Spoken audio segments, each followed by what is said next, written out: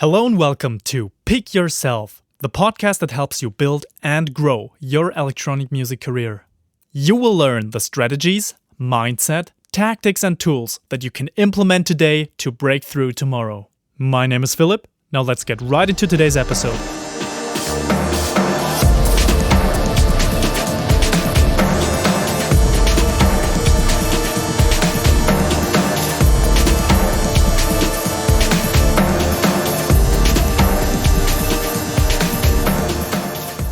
And we are back with another episode of the Pick Yourself podcast. Thank you so much for tuning in. I'm super happy to have you here as my guests. And in case you're new to the show, this airs every Tuesday, depending on your time zone. Well, in Europe, it's usually somewhere between morning and mid of the day.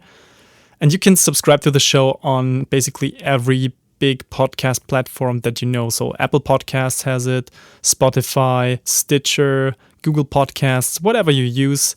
Just subscribe to the show and I would be very happy to have you here with me next week again. And there's something else about this podcast which is really important to me, and that is it should be something actionable. So I want you not only to listen to it and digest the information, but I would be super happy to see you implement things and actually move your artist career forward.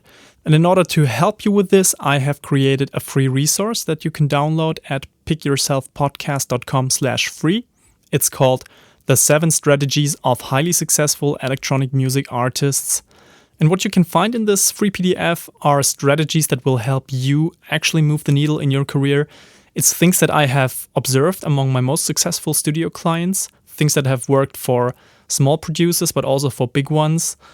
And it will help you get more gigs. It will help you find the right labels. It will help you build a little bit of momentum in the scene. So just go to pickyourselfpodcast.com/free, get the PDF, and see you on the other side. But now let's get to the topic of this week's episode. We are at episode number 12, which is kind of incredible if you actually think about it. 12 weeks of podcast, it's been quite a ride. The topic of this episode is how to build a fan base of 1,000 true fans in 5 stages. And in this episode, we're going to have a look at the number 1,000. So what's the magic behind those 1,000 true fans? Then we will find out what differentiates true fans from regular fans. And also I'm going to walk you through the 5 stages that you need to cross or pass until you reach that magic threshold of 1,000 true fans. Okay, so let's have a look at the 1,000 true fans thing. What's the deal with that? So this number comes from a guy called Kevin Kelly, who's the founder of Wired magazine. And he has written an article, I think it was back in 2008, which was a pretty long essay actually. And in this essay, he stated that all you need in order to make a full-time living as an artist, as a musician, for example, all you need is 1,000 true fans. That is the magic number you need to reach if you want to make a full-time living. And the fascinating thing here was that people are always thinking that you need tens of thousands of fans that interact with you. You have to play big shows in front of 5,000 people in order to make a living. But he did some quite simplified math to prove that 1,000 true fans is all you need. So for you as an upcoming artist, it can be super hard to imagine that you can even make a full-time living being an artist, doing what you love, especially if you're still in that emerging phase where you're not backed up by a respected label. You still have to book your own shows, your DJ gigs. You sometimes have to even pay money to play a show because the train or the plane ticket just costs way more than what the promoter is paying you. But that's just the deal. It's something you have to do in order to get your name out there and to gain some momentum. So you're probably super far away from this glamorous lifestyle that you see in the magazines of jet setting from Berlin to London to New York to Tokyo, playing in front of thousands of people every night. And of course the question comes up, like, what does it actually take to become a full-time artist who's making a living from his or her music? And back in 2008, this guy named Kevin Kelly made a pretty bold statement, which was all you need in order to make a full-time living is 1,000 true fans. And both aspects are really important here. The number 1,000, but also the concept of true fans. So let's have a look at why this 1000 true fans theory still matters to this day. So I will just read a little snippet of the essay by Kevin Kelly. A creator, such as an artist, musician, photographer, craftsperson, performer, animator, designer, video maker, or author, in other words, anyone producing works of art, needs to acquire only 1000 true fans to make a living. A true fan is defined as someone who will purchase anything and everything you produce. They will drive 200 miles to see you sing. They will buy the super deluxe reissued high-res box set of your stuff, even though they have the low-res version. They have a Google alert set for your name. They bookmark the eBay page where your out-of-print editions show up. They come to your openings, they have you sign their copies, they buy the t-shirt and the mug and the hat. They can't wait till you issue your next work. They are true fans. Wow, now that's a powerful statement. So let's take a closer look at how Kevin Kelly arrived at this magic number of 1000 true fans. So he simply calculated that a typical true fan might spend around $100 a year for his or her hero. And 1000 times 100 is $100,000 or euros. Minus taxes and so on, that should be pretty much enough to make a decent living, right? But here's the problem. How realistic is it, or how long does it take to build a following of 1000 people with that much dedication? So you can be proud if you have found 10 of them already. And then you also need to create enough new material, be it music or merchandise or concerts or events, that you have fresh products for these die-hard fans, for this audience every year. And thirdly, they must buy directly from you. So let's just say you deduct fees to labels, to publishers, to merch companies, to show promoters and so on.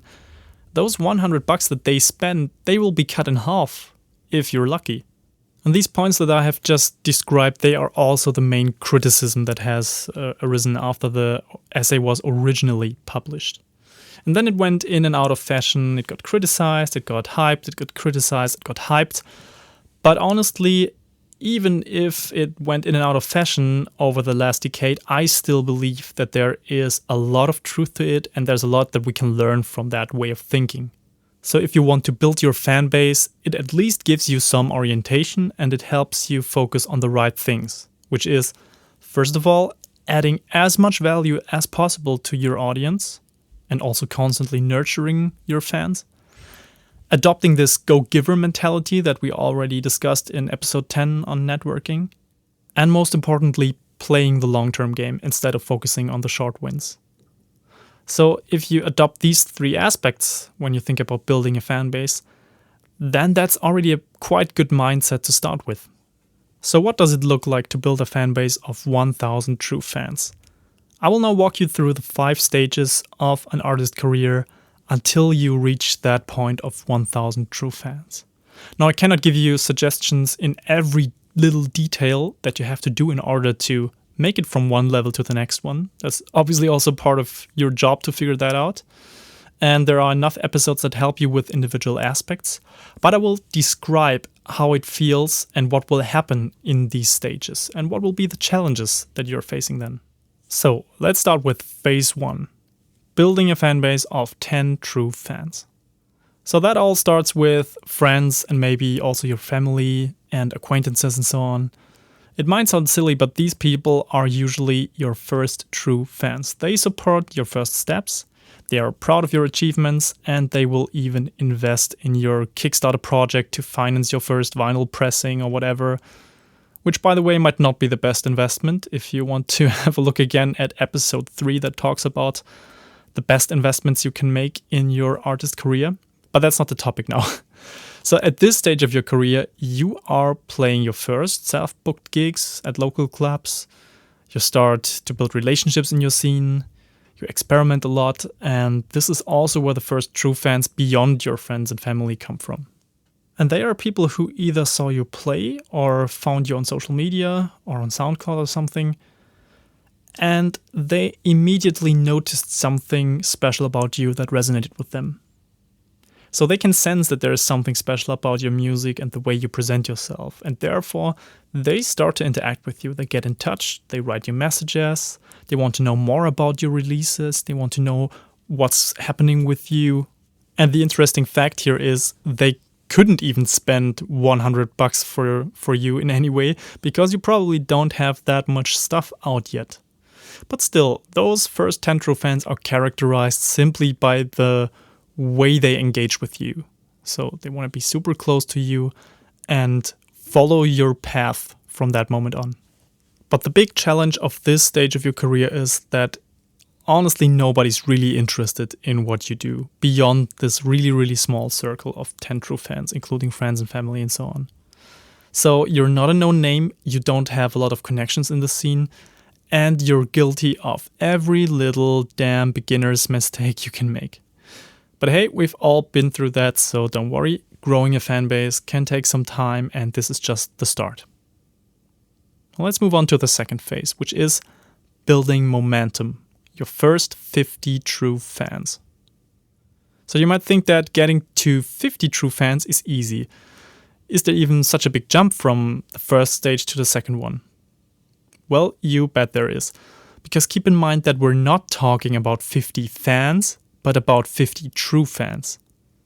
And in his theory, Kevin Kelly states that for every single true fan, you might have 2 or 3 regular fans. I personally think that it's even more. And he goes on, think of concentric circles with true fans at the center and a wider circle of regular fans around them. So that means you have to build a fan base of 200 people already, which means 50 true fans plus 150 regular fans, in order to even be considered for that stage here. And I will now take this one step further. I believe that the number of social media followers for sure doesn't equal your number of fans. So for every actual fan you have, there are at least 2 to 3 social media followers who aren't really that interested in what you do.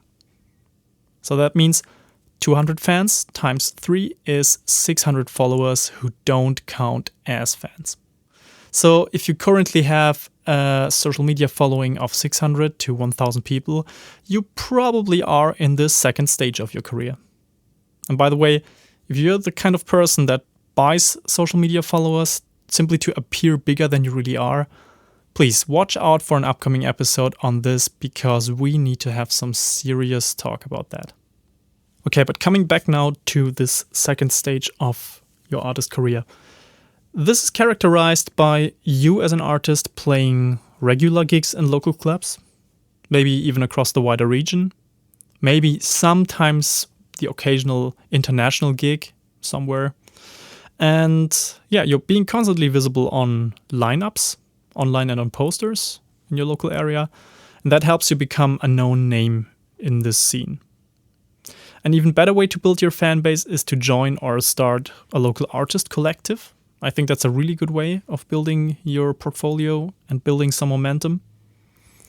And this is also a great way to build deeper connections with people in that collective and their fans and so on, who might turn into true fans because you are adding massive value to your local scene here. And in this second phase of your career, you probably get a little bit of media coverage and attention, but not too much. So only in super underground blogs and maybe a tiny little review in a magazine here or there, a track premiere here and the guest mix there on some platform. And this is another great resource that is going to help you build a fan base and turn some of them into true fans.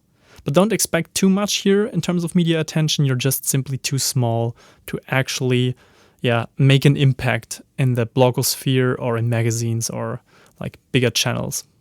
Well, and the most important aspect of this phase is constant output.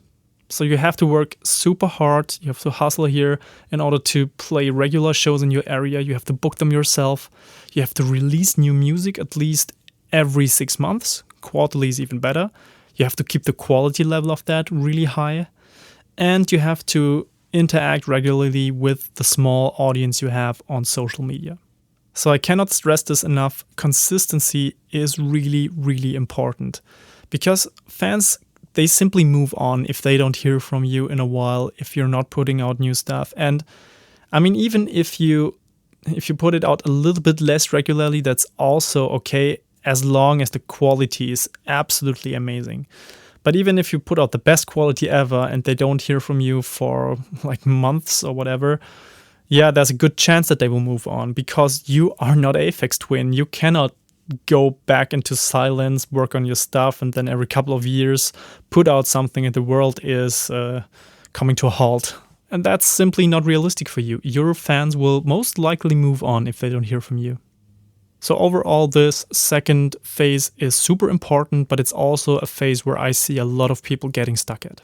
So let's now have a look at the third phase of your artist career on the way to 1000 true fans. And this phase is called becoming a local hero, 100 true fans and a nice little side income. So that third stage of your artist career is a massive leap forward. It means that you're already making a nice little side income from your music, because remember that a true fan, according to Kevin Kelly, spends around $100 a year on your stuff. That means you're already making $10,000 thanks to the support of your die-hard following. And even better, since the regular fans will also spend some money besides the true fans to see you play or to get your latest release, you will have around 300 more people who are contributing to this side income. So at this stage, you're most likely to be a resident DJ at one of the best clubs in your area. You're getting booked quite a lot, even nationwide, and your artist fees are rising now.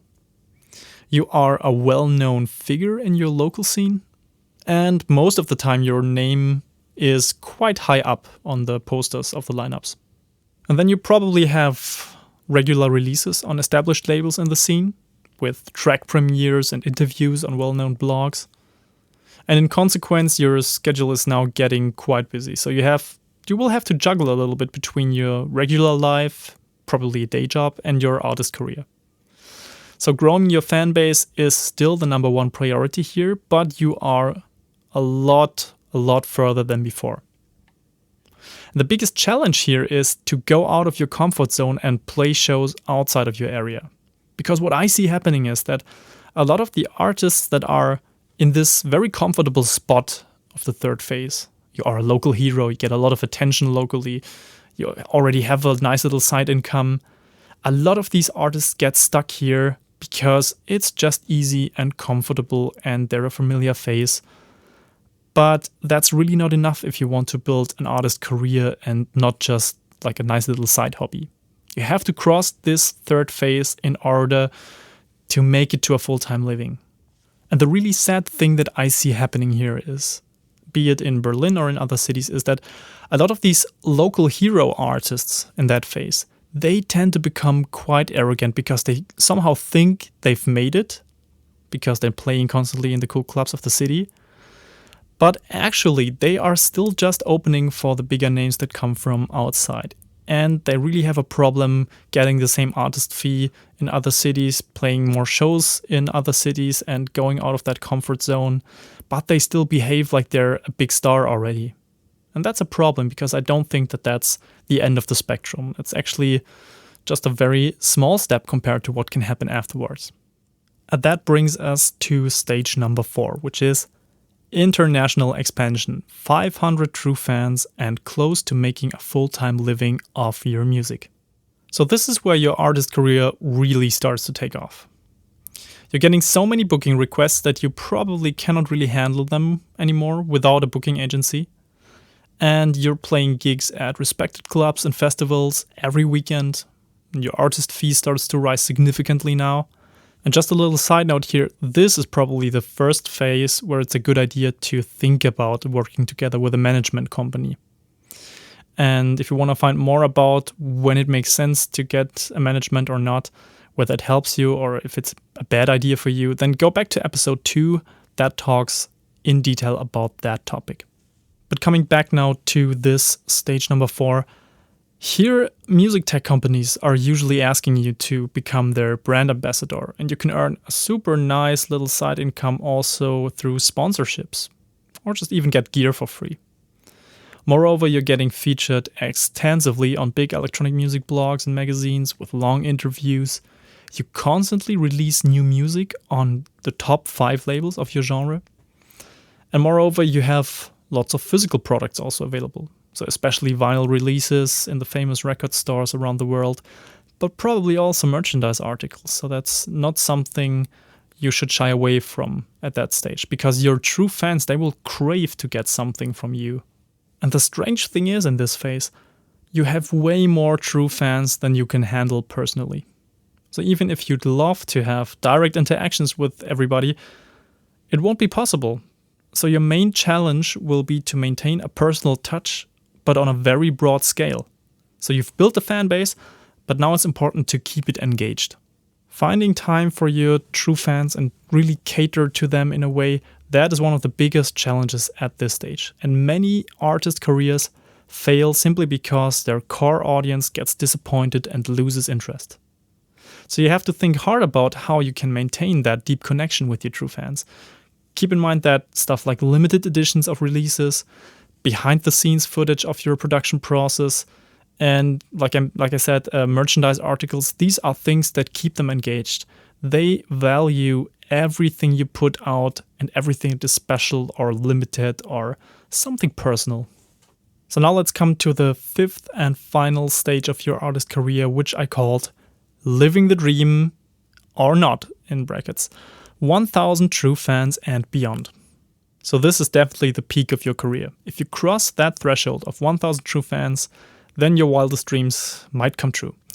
Main stage slots on all big festivals, a booked out global touring schedule over the whole year, and artist fees that are usually triple of what other artists on the lineup are earning combined. So you might think that getting to 1,000 true fans isn't that big of a deal, but it actually is. So keep in mind that there's also fluctuation, because you are naturally losing people on the way. So to get to 1,000 true fans, you might have had more than 5,000 true fans throughout the last years. Now add to this the regular fans and the social media followers and so on, and you can guess why I don't think that this is an easy point to reach. Building a fan base of this size, that can take 5 to 10 or maybe more years. So don't worry if it feels still quite far out of reach now. At this point, you will get a lot of media attention from the biggest blogs and magazines in your genre, but also from mainstream media from time to time, like depending on the artist brand that you've created. Whether you want it or not, you are somehow in the spotlight, and every move you make will be watched closely by your audience. And it's also natural at this stage of your career that you will face a lot of criticism. So old fans will be disappointed with your new release, some new reviews of your releases will turn out bad, and you will get a lot of really weird comments on social media. This is completely normal. And at a certain point throughout your artist career, you might have to ask yourself the question, is this a dream worth having? And I think it depends. So if you're realistic about the sacrifices that you will have to make, then I think it can be an option for you. But let's be honest, stage 4 also sounds like a lot of fun with less headache. So even if you don't come to that last phase or that last stage with a very secure and nice full-time living of your music thanks to 1,000 true fans, then I don't think it's that big of a deal, because honestly, even if 80% of your living is coming from music and you have to supplement it with 20% of another income, that's still a super awesome way of living. You still live a music life, an artist life, and probably with less stress and headache than in this 5th phase with more than 1,000 true fans. But this is a question that you can save for another day, because you're probably still far away from that 5th phase. So don't think too hard about if you want to get to that part or not. Focus on making the jump from your current stage to the next one. This is the thing that you should focus on. And as usual, I will now give you some action steps that you can implement in order to reach that next level.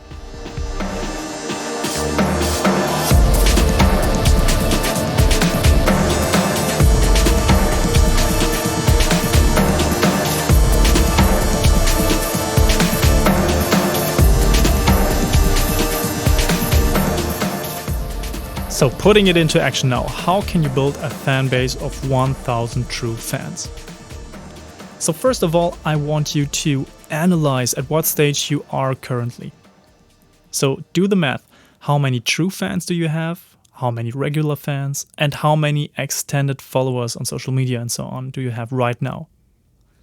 And it's super important to be honest here. So don't lie to yourself, don't cheat, because it just doesn't help you in the end.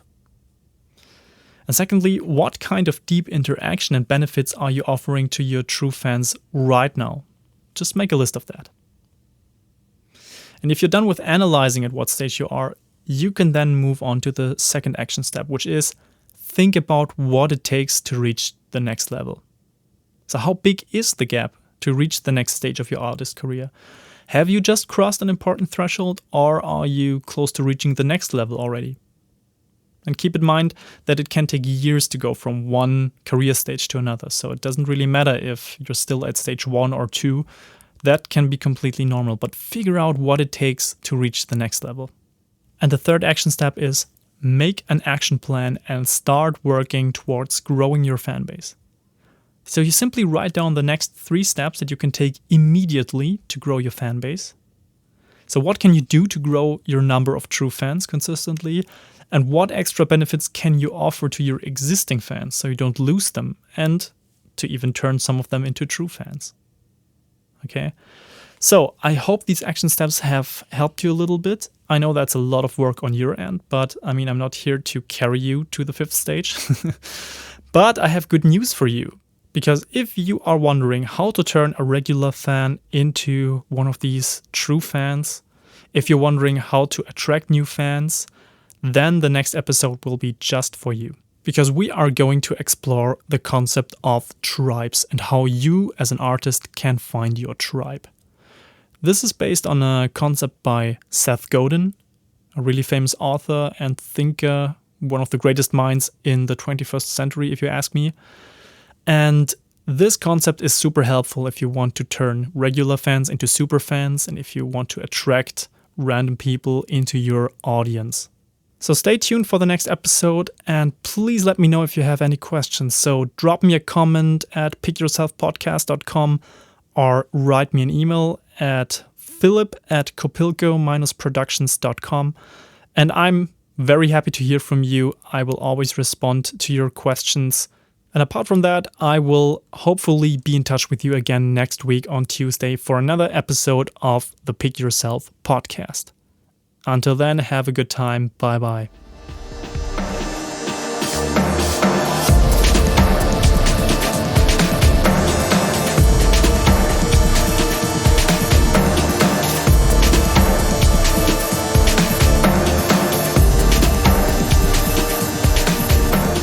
If you have enjoyed this episode, please make sure to subscribe to the show on your favorite podcast app. And you can find show notes to this episode in form of a detailed blog post at pickyourselfpodcast.com. Until then, see you next time.